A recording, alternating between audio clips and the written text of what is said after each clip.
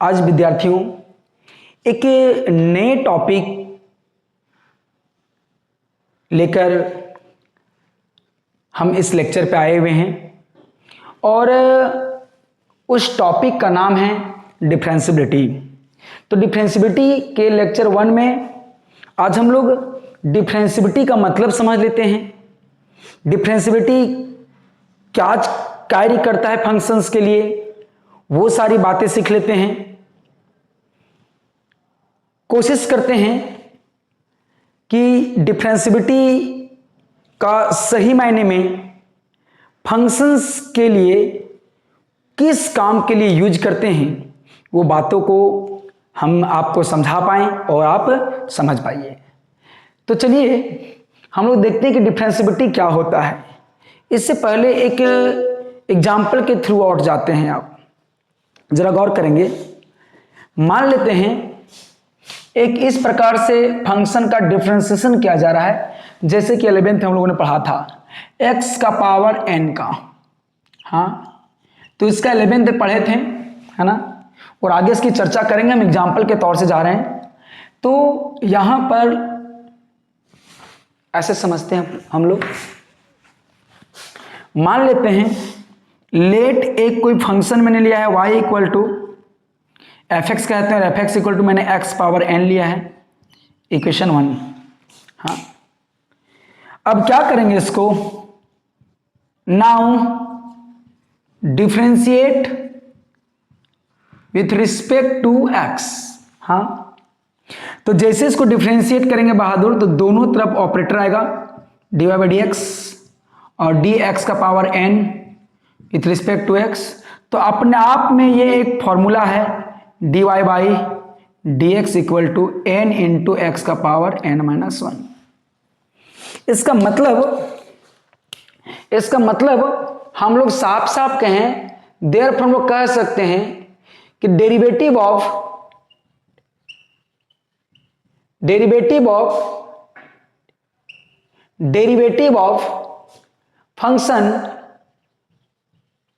Function y equal to x to power n is n into x का power n minus 1। मतलब ये जो function है, इस फंक्शंस को डेरिवेटिव किया मैंने, डेरिवेटिव फाइंड किया, डिफरेंशिएशन किया, तो रिजल्ट में क्या दिया, n x का पावर n माइनस 1। आगे हम बातें करेंगे जब डिफरेंशिएशन पढ़ेंगे कि डिफरेंशिएशन क्या चीज होता है, ऑपरेटर क्या होता है। अभी आप साइलेंटली समझने की कोशिश कीजिए कि y equal to x power n दिया गया है, इसको मैंने dy बाई डी एक्स नाम का ऑपरेटर लगाया, तो n into x power n minus 1। इसको मैंने प्रूव भी किया है 11th क्लास में जब डिफरेंशिएशन पढ़ा रहे थे उस वक्त। तब हमें ये मिला। हम एक ये पहला एग्जाम्पल था, एग्जाम्पल फर्स्ट, एग्जाम्पल सेकेंड लेते हैं। हाँ, एक एग्जाम्पल ले लेते हैं, let y equal to mod of x। हाँ, जरा गौर करेंगे। अब इसको डिफरेंशिएट करेंगे। Now differentiate with respect to x, तो क्या मिलेगा बहादुरों, dy by d x equal to d mod of x by d x. जरा गौर करेंगे, जिस प्रकार यहां पर x का पावर n का डेरिवेटिव जो है, डिफरेंशिएशन जो है n x power n minus 1 हो गया, तो यहां पर मॉडुलस फंक्शन को जब डिफरेंशिएट करेंगे तो ये पॉसिबल नहीं है, ये पॉसिबल नहीं है, विच इज नॉट पॉसिबल, है ना। इस मामले में मैं समझाने की कोशिश कर रहा हूं, इस मामले में इस फंक्शंस को इस प्रकार से ऑपरेट नहीं किया जा सकता है। हाँ, एक छोटा सा एग्जांपल लेते हैं। मान लेते हैं कि कोई एक गेहूं, मतलब आटा मिल है, मतलब गेहूं पीसने वाला मशीन है। तो जैसे यहां पर गेहूं डालेंगे तो यहां पर आटा मिलेगा। लेकिन क्या आप ऐसे समझ रहे होंगे, गेहूं को यहां पर पिसाई करने का काम करता है, मतलब पाउडर बनाने का काम करता है, इसको आटा बोलते हैं। तो ये मशीन क्या हो गया, इस गेहूं को पाउडर बनाने का काम किया, मैंने काम किया। अब जरा गौर करेंगे तो हम लोग कहेंगे कि ये गेहूं एक ऐसा फसल है जिसको पीसा जा सकता था, है ना, पाउडर बनाया जा सकता था, लेकिन इसी मशीन के थ्रू हम यहां पर डाल देंगे, स्टोन डाल देंगे, पत्थर डाल देंगे, तो क्या स्टोन का पाउडर बनेगा? नहीं बनेगा स्टोन का पाउडर। इसका मतलब क्या है कि यहां पर जिस प्रकार गेहूं जो है अपने आप में पिसाई होने का, अपने आप में पाउडर बनने का प्रॉपर्टी इस मशीन से रखता था, लेकिन यहां पर जो है ये पत्थर जो है वो यहां पे अपने आप में पिसाने का प्रॉपर्टीज नहीं रखता है।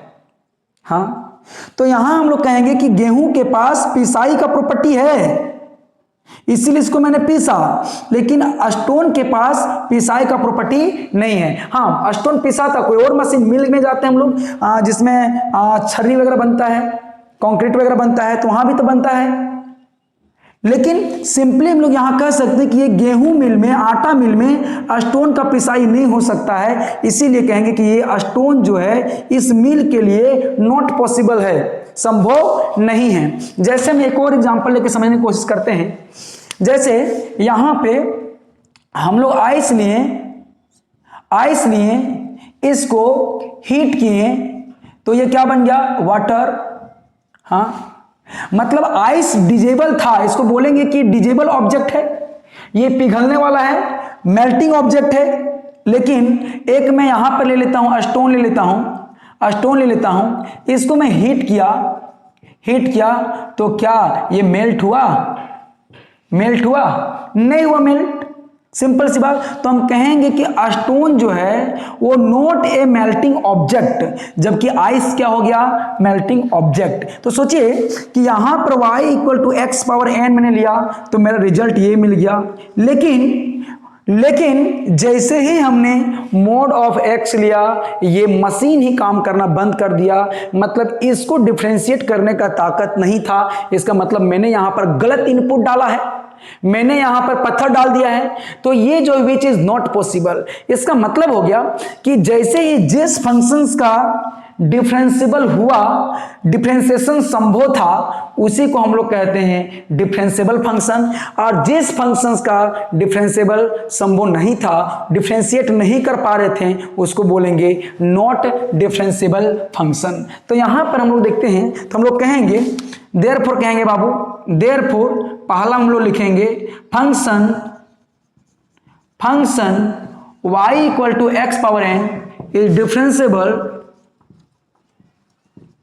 Differentiable function but y equal to mod of x is not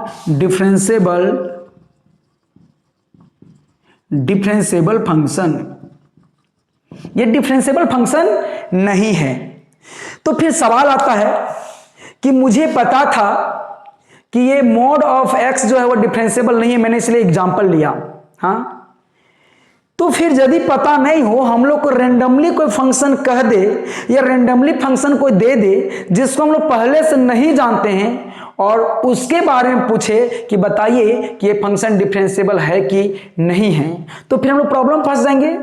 तो उसी प्रॉब्लम को सॉल्व करने के लिए आया है डिफरेंशिएबिलिटी। मतलब डिफरेंशिएबिलिटी एक ऐसा मशीन है जो फंक्शंस को यह बतलाता है कि वो फंक्शंस का डिफरेंशिएशन होगा कि नहीं होगा, वो फंक्शन डिफरेंशिएबिलिटी है कि नहीं है। मतलब डिफरेंशिएबिलिटी हम लोग क्या बोलेंगे? डिफरेंशिएबिलिटी एक ऐसा चीज है, ऐसा टॉपिक है, ऐसा थ्योरी है जिसके थ्रू हम लोग ये समझते हैं कि कोई फंक्शन डिफरेंशिएबल है कि नहीं है। पास में है ना? तो यहां पर ये जो जब पहली बार इसको डिफरेंशिएट किया गया होगा तो पहले चेक कर लिया गया होगा कि ये डिफरेंशिएबल है कि नहीं, डिफरेंशिएशन होने लायक है कि नहीं। ये इस फंक्शन को देखा गया होगा चेक करके डिफरेंशिएबिलिटी के थ्रू कि ये फंक्शन डिफरेंशिएबल है कि नहीं है। इसका मतलब साफ साफ कहें कि डिफरेंशियबिलिटी एक ऐसा थ्योरी है, डिफरेंशियबिलिटी एक ऐसा थ्योरी है जिसके थ्रू हम लोग ये जानते हैं कि फंक्शन डिफरेंशिएबल है कि नहीं है। अब इस डिफरेंशियबिलिटी टॉपिक में हम लोग पढ़ेंगे कि किसी फंक्शंस को कैसे चेक करते हैं कि वो फंक्शन डिफरेंशिएबल है कि नहीं है, उस फंक्शंस का डिफरेंशिएशन हो सकता है कि नहीं हो सकता है, उस फंक्शंस का डेरिवेटिव निकाल सकते हैं कि नहीं निकाल सकते हैं। तो मैं उम्मीद करता हूं कि डिफरेंशियबिलिटी आपको समझ में आ गया होगा। आप इसको चाहे तो नोट कर सकते हैं, आगे हम लोग देखते हैं।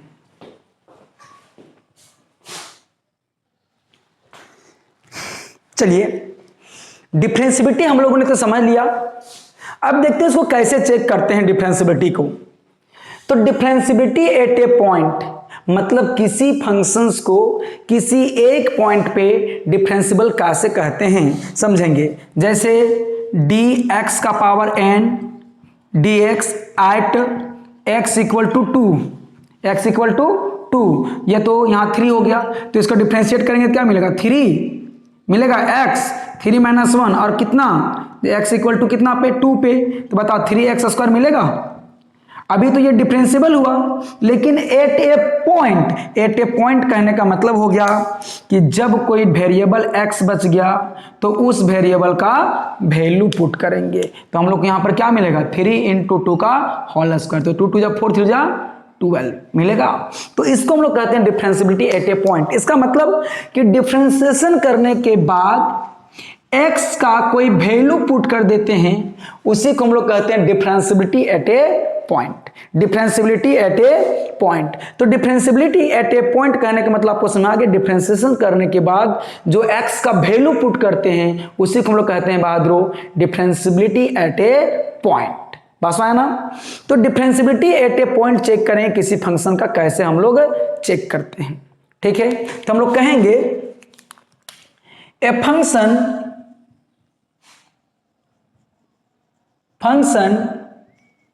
y equal to fx is said to be differentiable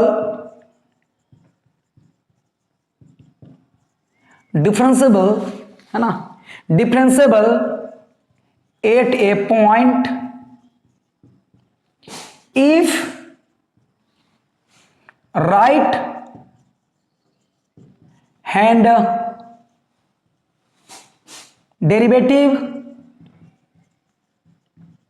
derivative जिसको हम लोग RHD कहते हैं, जिस पर राइट हैंड लिमिट था, तो यहां पर राइट हैंड डेरिवेटिव था, left right hand derivative and left hand derivative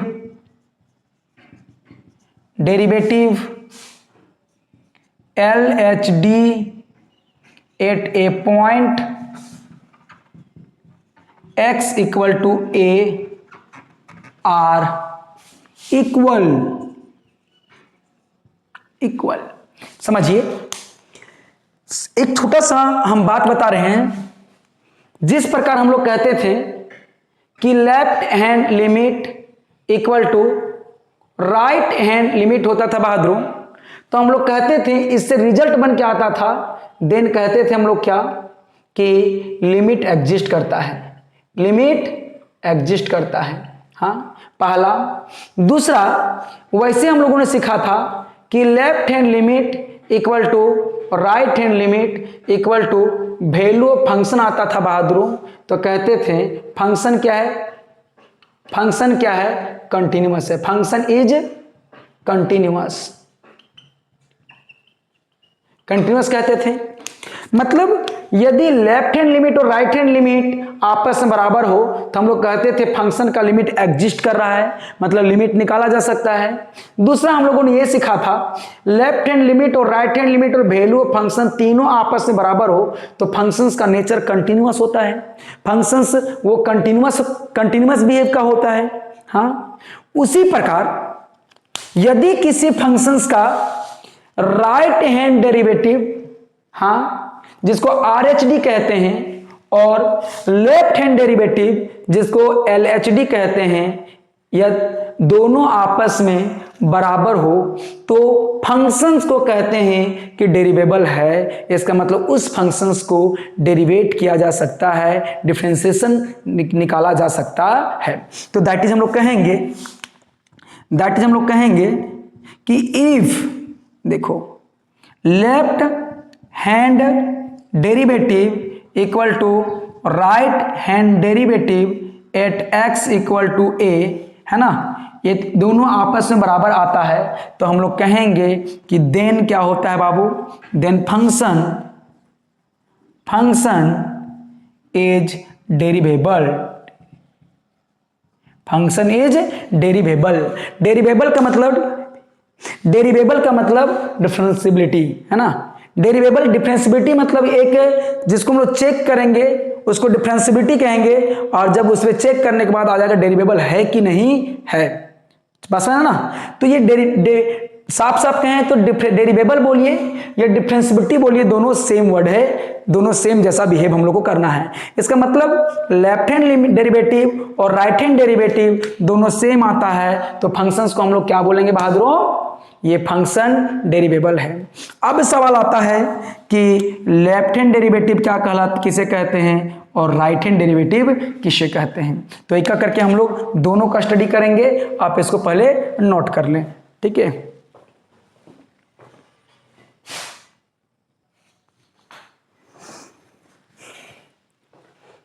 देखिए बहादुरों, मैंने दोनों एक ही बार हेडिंग बनाया, राइट हैंड डेरिवेटिव और लेफ्ट हैंड डेरिवेटिव, क्योंकि ये दोनों एक दूसरे का कॉरेस्पॉन्डेंस है। इसको सीख जाएंगे तो वो सीख जाएंगे, उसको सीख जाएंगे तो ये सीख जाएंगे। तो देखिए एक एक्सप्रेशन, लिमिट का एक एक्सप्रेशन देखेंगे, कहता है limit h tends to 0 f a plus h, बाद में चर्चा करेंगे कि एफ ए प्लस एच क्या है, minus f a by H if exist is called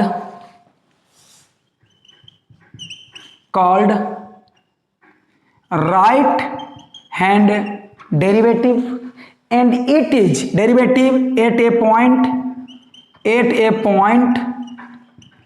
x equal to a। यहां जो x equal to a की जो बातें हो रही है, कोई number x equal to 2x 3 4 5, है ना, point and it is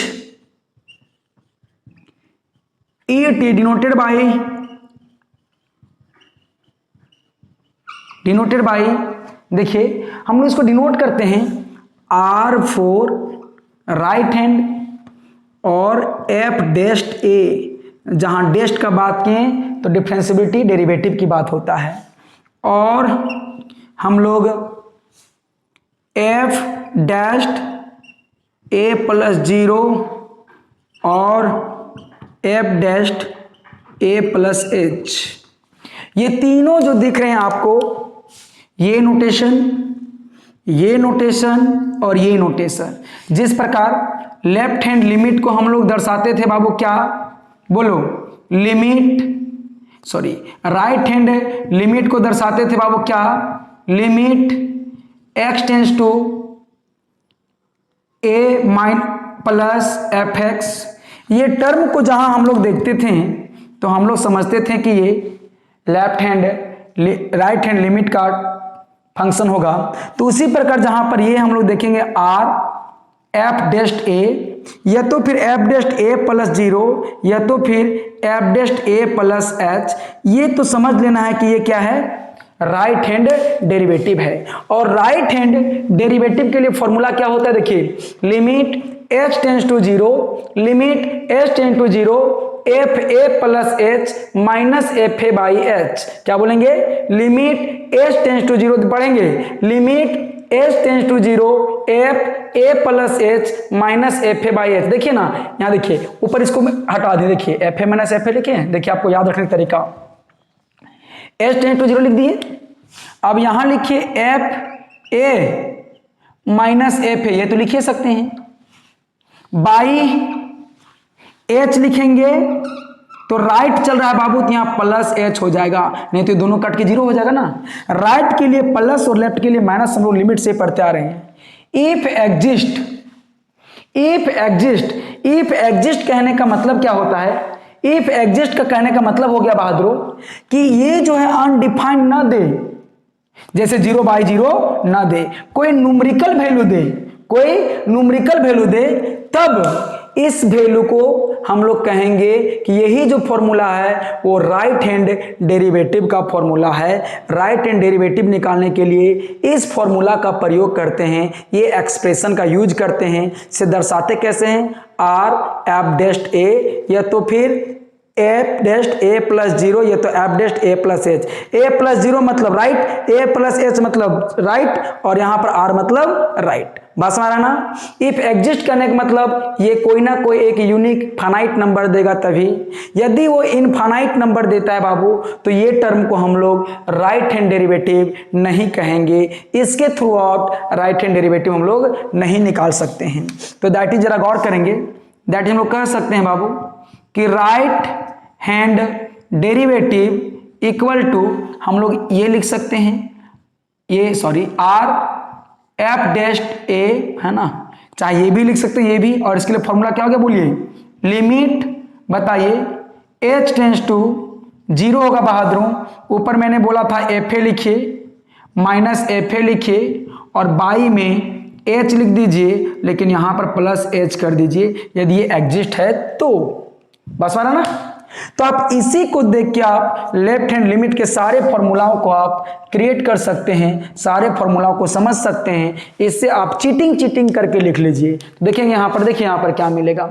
limit आपको लिखना है, लिमिट h टेंस टू 0, यहां पर क्या मिलेगा? एफ ए प्लस नहीं, क्या हो जाएगा? माइनस एच, क्योंकि लेफ्ट हैंड लिमिट के लिए माइनस एच होगा, और माइनस यहां पर क्या हो जाएगा?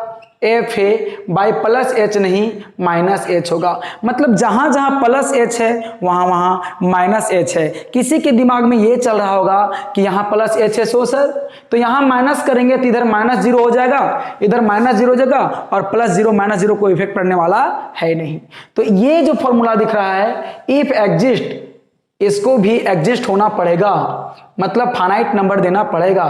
इज कॉल्ड, देखिए इज कॉल्ड क्या कहलाएगा? Right hand sorry left hand derivative, left hand derivative at a point, कौन पॉइंट पे? ए पे, एट ए पॉइंट, कौन पॉइंट पे?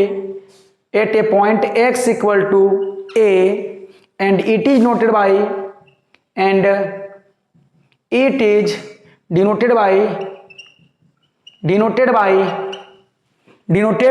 बाई, देखिए यहां एल आर था तो एल होगा, एल एफ डेस्ट ए होगा, या तो फिर और क्या होगा बोलिए? एफ डेस्ट, डेस्ट मतलब डेरिवेटिव, ए प्लस 0 मतलब राइट, तो यहां क्या हो जाएगा बोलिए? तो ए माइनस 0 होगा, या तो फिर बताइए डेस्ट मतलब क्या होगा? डेरिवेटिव, और यहां पर क्या होगा बहादुरों? ए प्लस एच, ए माइनस एच होगा। तो इस प्रकार से ये हो गया। अब बताइए हम लोग यहां पर लिख सकते हैं दैट इज, देखिए left hand derivative equal to, इसको ऐसे भी लिख सकते हैं, left f dash a equal to क्या लिखेंगे बताइए? लिमिट h टेंस टू 0 होगा बहादुरों, f a minus h minus f a by h, minus h, है ना, एग्जिस्ट करना चाहिए। ये दोनों को आपको केवल इसको याद रखना है, ये टर्म को याद रखना है कि जब क्वेश्चन बनाएंगे तो आपको पूछेंगे कि लेफ्ट हैंड डेरिवेटिव निकालने के लिए कौन फॉर्मूला का प्रयोग करेंगे, राइट हैंड लिमिट निकालने कौन फॉर्मूला प्रयोग करेंगे, और लेफ्ट हैंड लिमिट निकालने के लिए, लेफ्ट हैंड डेरिवेटिव निकालने के लिए कौन फॉर्मूला याद करेंगे, कौन फॉर्मूला यूज करेंगे।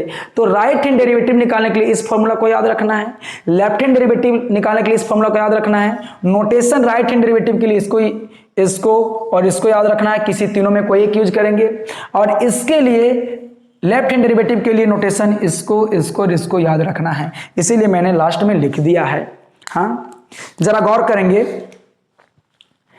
पिछले क्लास में हम लोगों ने पढ़ा था, जब कंटिन्यूटी पढ़ा था, लिमिट पढ़ा था, तो हम बोले थे कि जब लेफ्ट हैंड लिमिट बराबर 5 आया और ये कितना हो गया, मान लो कि limit x tends to a minus कुछ भी है, a माइनस एफ एक्स मैंने लिखा, और जब राइट हैंड लिमिट जब बराबर 5 आया और इसके लिए क्या नोटेशन था, x tends to a plus लिखते थे एफ एक्स।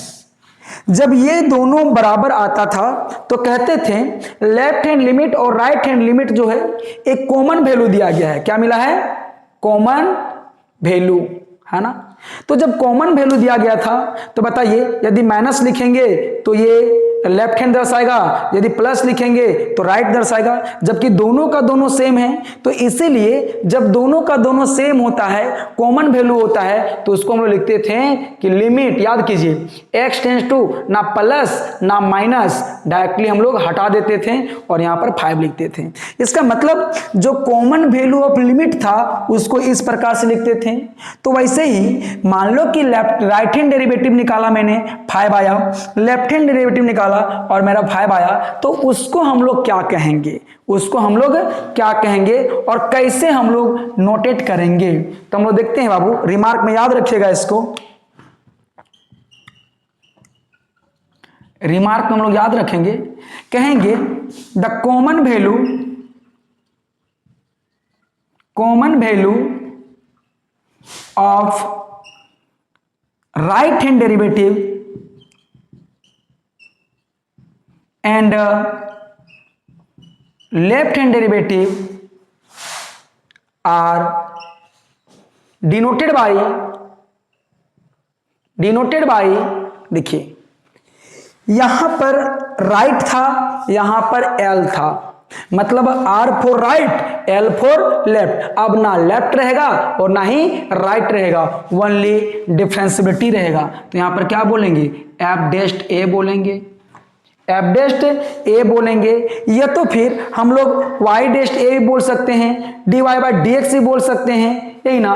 तो हम लोग अलग अलग करके इसको हम लोग लिख सकते हैं इस, लेकिन जनरली जो है एफ डैश ए भी लिख सकते हैं, या तो फिर और d y by d x at x equal to a लिख सकते हैं, या तो फिर हम लोग y one at x equal to a लिख सकते हैं, या तो फिर हम लोग y dash at x equal to a लिख सकते हैं।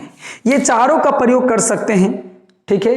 लेकिन याद रखिएगा इसको एक और D F x by d x लिख सकते हैं एट एक्स इक्वल टू ए, है ना। लेकिन जनरली हम लोग किसका प्रयोग करते हैं बहादुर, एफ डैश ए का, एफ डैश ए का। ये सब केवल याद रखिएगा, लेकिन नॉर्मली इसको हम लोग एफ डैश ए तो हमने इस सब सारे पॉइंट को इसीलिए लिखा है ताकि आगे कभी कंपटीशन के बुक में देखो तो आपको प्रॉब्लम ना हो, ठीक ना। तो आपको बता दें कि जब राइट हैंड लिमिट और राइट हैंड डेरिवेटिव और लेफ्ट हैंड डेरिवेटिव दोनों बराबर होगा तो हम लोग उसको एक नया नाम से जानेंगे, only derivative at a point, only derivative at a point. इसका मतलब मान लो कि left hand derivative equal to 5 आया, right hand derivative equal to 5 आया, तो हम लोग कह सकते हैं 5 equal to f dash a. मान के चलो एफ डैश ए मतलब पॉइंट दिया गया है 3, 2 कुछ भी दे सकते हैं हम लोग। तो याद रखिएगा कि लेफ्ट हैंड डेरिवेटिव निकालने के लिए क्या फॉर्मूला होता है, राइट हैंड डेरिवेटिव निकालने के लिए क्या फॉर्मूला होता है। हम लोग नेक्स्ट लेक्चर पे देखेंगे कि लेफ्ट हैंड डेरिवेटिव और राइट हैंड डेरिवेटिव का प्रयोग करके कैसे हम लोग इस डेरिवेटिव का, इस डिफरेंशिएबिलिटी का रिलेशन को एस्टैब्लिश करते हैं कंटिन्यूटी के साथ, और डिफरेंशिएबिलिटी और कंटिन्यूटी में क्या रिलेशन है, उन सारे रिलेशंस को हम लोग स्टडी करेंगे और उसके बाद हम लोग एक्सरसाइज में इन करेंगे, ठीक है। तो आज लेक्चर को हम यहीं तक रखते हैं, धन्यवाद।